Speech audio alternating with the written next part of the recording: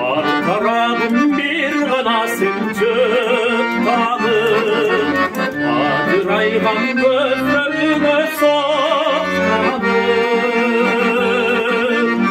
Akıtılmayın sayın senestey, baskan izin başkalardan kıskanır.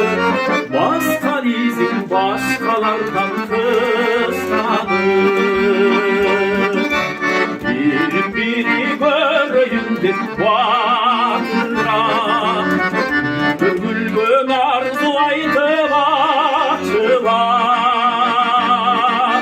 Senin çangır şarkı raklamsı yaktım, şair bülbül utsam cardım cazılar. Şair bülbül utsam cardım cazılar.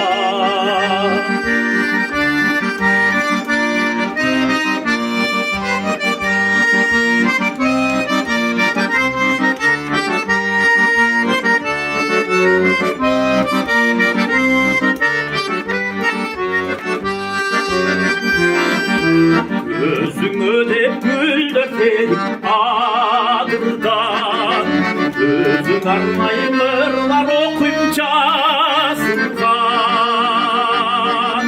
Kaysı günü sığlarım da bilmeyim, cennet başkasına bakacakçımdan.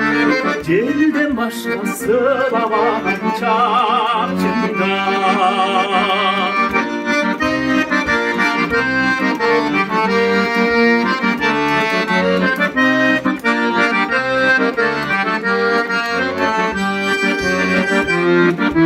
Cılız bolup gözüm tursa gülümdü, Uğray almayın bütkün boyum düldü. Bu vakta günü boyu dilbezey, bulduyun rahatı suyu de. Bulduyun rahatı suyu de.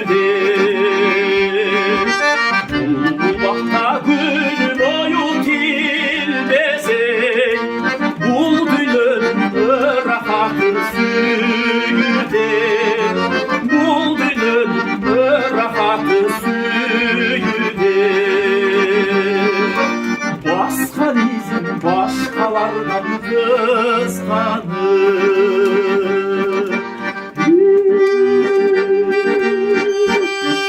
Oy ya zamanlara geldi.